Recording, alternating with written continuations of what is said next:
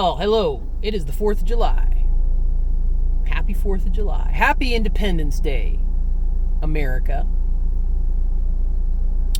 And I'm just taking a little break here in the parking lot. I've been dashing all morning since about 6 a.m. I'm trying to meet this $50 challenge that DoorDash currently has. It's you complete 45 delivery. At least I think they only have it for certain people. I don't think everybody gets it. I think just a few lucky suckers get it, like me. And if you complete 45 deliveries, you get $50. And I'm up to 32. So I figured today, since we're going to have some good peak pay in a variety of locations, that I would try to get those 45, get that extra $50. Now, one of the things that is kind of interesting for me today, as a new addition to my independent contracting arsenal, my tool belt, as it were, is I am currently out and proud using the Para app. The Para app. I will say it again. The Para app. Now, for those of you who aren't DoorDashers or aren't familiar with DoorDashing or anything like that, you might say, what's the Para app? And who cares? And why should I care? Well, let me tell you, because it's very interesting. It is something you should know about. So as a DoorDasher, as an independent contractor who delivers food and other things, sometimes including pet food, we use the DoorDash platform. We use their app. Now, their app makes some information available to us as the Dasher that provides us with some assistance in determining whether or not we want to take the contract.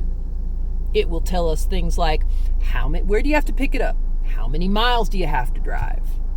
And so on and so forth. And it gives you, and it tells you how much it's going to pay you, how much DoorDash is going to pay you.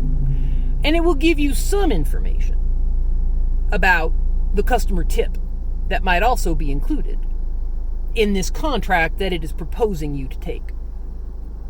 However, a while back, and I have to look up how far back this happened, I think it was 3 months ago, something like that, DoorDash made a change to their app where they now hide the amount, in certain cases, of the tip.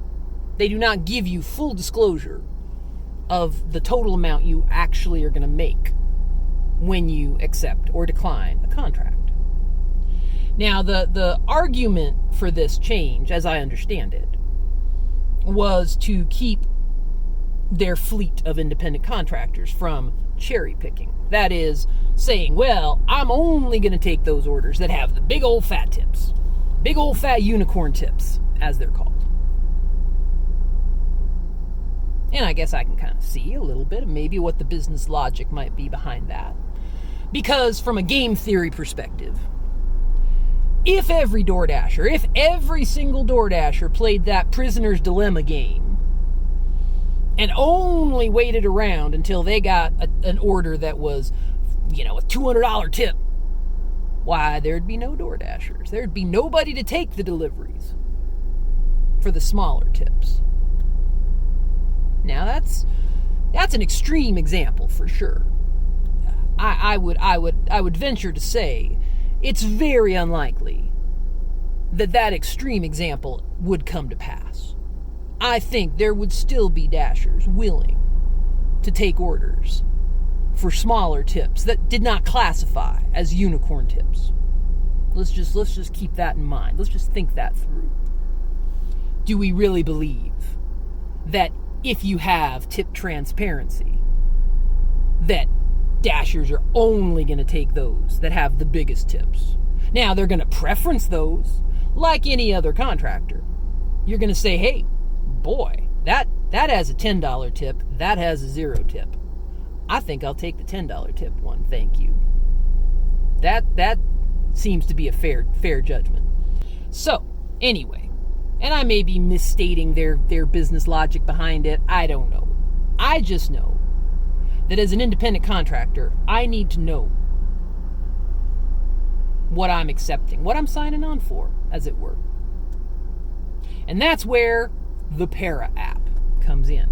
Now, the Para app was designed by some folks who have a background in the gig economy. I think one of the founders apparently used to work for Uber in the corporate side.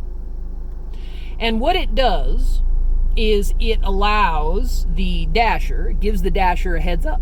Kind of goes back and says, so here's what the tip is. It unhides the hidden tip. And then you can take a look at it and you can say, well, okay, do I want to take this or do I not? Now, let me tell you a little bit about how I'm using it. Because I know I've seen YouTube videos and I've heard reports of some people who are literally using it to kind of maximize, again, that unicorn tip concept. They're basically sitting around and saying, I'm not taking anything unless it has a huge old tip. Okay, that's one strategy. That's not how I'm using it. What I'm using it for is to assess orders that have a zero tip. Because an order that has a zero tip, I ain't doing it. I'm going to decline it. For a couple reasons. Number one, if you live in this society, you can't tell me you're ignorant of the fact that service workers, such as delivery drivers, waitresses, folks like that, that the tip is an integral part of their compensation. It's fundamental. So I will not buy anyone trying to say to me, oh, well, a tip is an extra. It's a gratuity. It's just a little something. It's a little something because I like you. You did such a good job. I mean, I've heard people say that. I do not agree with that.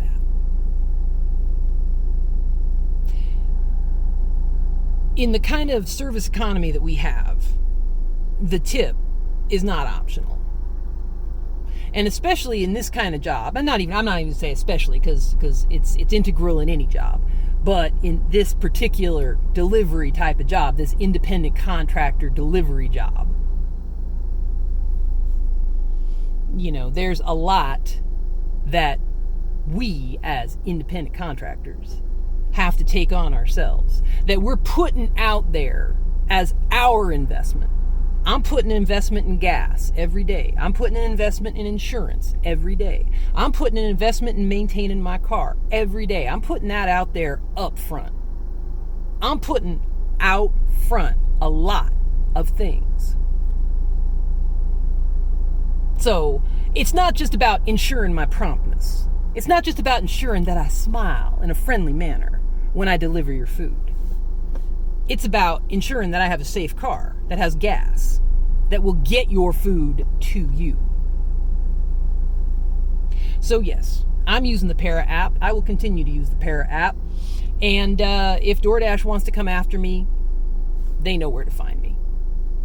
The reason I'm saying that is because one of the things that you'll see on YouTube with some of these YouTube videos is that there are folks who are concerned that using Para will flag them for deactivation, because there are statements in the terms of service of DoorDash that you're not allowed to use third-party apps. Well, guess what?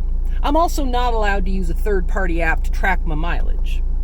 I use QuickBooks Online, self-employed. It has automatic mileage tracking, which I use to make sure that I correctly pay my taxes to the United States of America. Happy 4th of July. So in order for me to track my mileage, to do my taxes accurately, I need to use QuickBooks Online Self-Employed to track my mileage. That also goes against, apparently, the terms of service of DoorDash. Do you not want me to pay my taxes, DoorDash? Is that what you're saying to me? Sorry. I love Uncle Sam more than I love you. Which is me being sarcastic. I do not love Uncle Sam or paying taxes.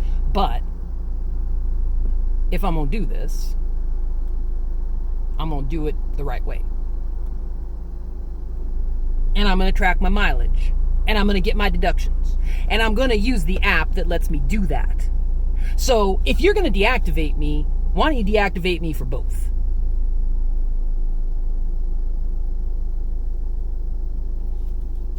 I want to know how much I'm getting paid. That is core. That is a right. It is a right for me to know, as a contractor, what I am signing on for. And for you, DoorDash, to hide that from me, it's not right. It's just not right. And for DoorDashers to be under the threat of deactivation because they want to know that, or because they pursue that knowledge, that is also not right. And it's not right that you don't want me to track my mileage either. Anyway, I know this is a kind of a heated topic. Apparently it is. I mean, I've been watching a bunch of videos, and I guess I don't quite understand the heat in general, because it's like either you decide to use it or you don't. And if you don't use it, don't use it. Who cares? If you do use it, I'm on your side. Good for you. I'm using it. I'm going to keep using it. I'm going to be out and proud about using it. I know there are social media discussion groups that are discussing it, and I'm going to be active on those groups, and I'm not going to name them. But I know there's a lot of fear around this for some dashers. I know there's a lot of fear and concern. And I don't think that's right.